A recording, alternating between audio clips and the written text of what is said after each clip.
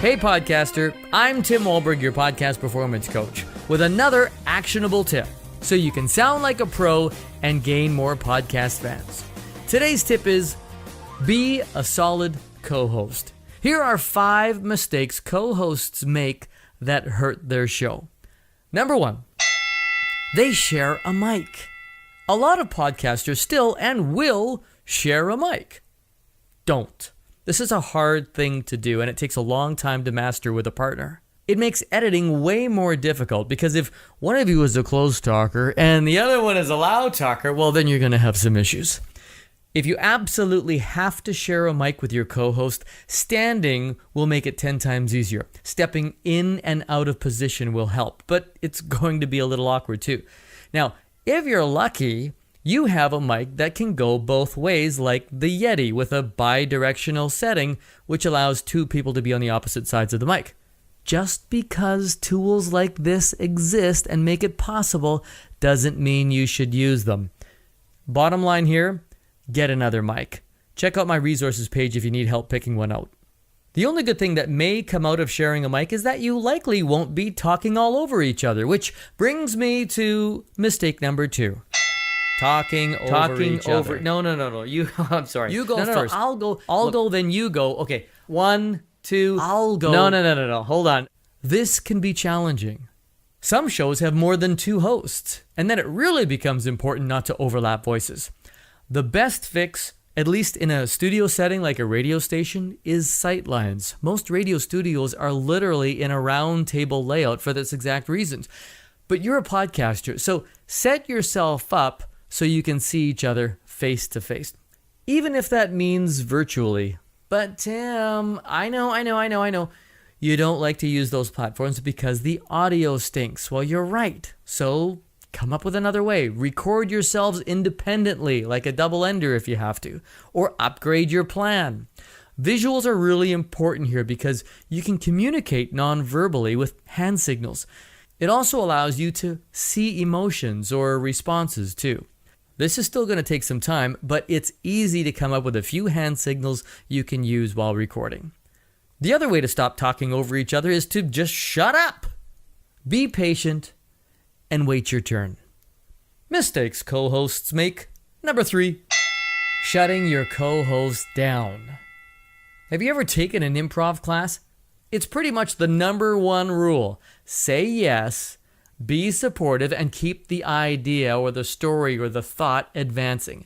Don't derail or smother someone else's idea with negativity. Oh, well, that's a dumb idea. Good luck with that. Hey, I just told you not to do that. Now, of course, this depends on the show that you have. If your show thrives on healthy and passionate debates, then yeah, a difference of opinion, discussion, or genuine argument can be great entertainment and valuable for your show. But do it respectfully. As soon as one of you feels awkward, the audience will too. So if you can add to the topic, take it to the next level, or segue it to another place, do it. Don't just say, yeah, totally, or absolutely. It doesn't do anything for the discussion. It's better to say nothing. 2 extra things here. You need to know when you've exhausted an idea, and you need to know when to move on. And you also have to be careful not to always one-up your co-host. You don't need to always have an even more outrageous story to tell. Let them win. Let them own the moment. Save your story for another time. Co-hosting mistake number 4. You don't have a bus driver. You need to decide who's going to drive your podcast bus. I talk about this in episode 43 of Just the Tip.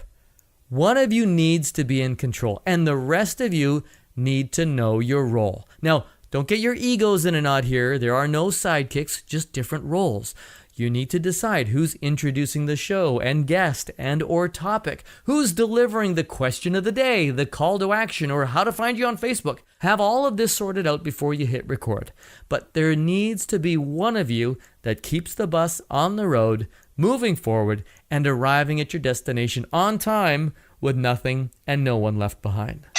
And the last mistake you want to avoid when co-hosting a podcast is over-preparing together. Woohoo! Awesome. Less work. Yay! I can do that. Okay, well, what I'm really saying here is don't overplan your podcast together. Save some room for spontaneity and the element of surprise. Going into a podcast, you should always have a roadmap so you both know where you're going, but don't share every little detail of your show prep with your co-host. This is the best way to get honest reactions, big laughs, and magic moments that you could never have attained if the other person knew it was coming. Co-hosting a podcast can be magical. You want to be in sync with your partner. Some of the best podcast teams are co-hosted by best friends from high school or married couples. You got to be close with your co-host. Okay, well, you should at least like your co-host. And if you're not there yet, well, then hang out a few times, go for a beer. You just got to click, right? And never forget the reason you're doing your show. The listener. Don't take your mind off of them. The conversation between you and your co-host isn't enough. Deliver on your promise. It takes time and a lot of work, but there's nothing better than great chemistry, and you'll know when you hit it.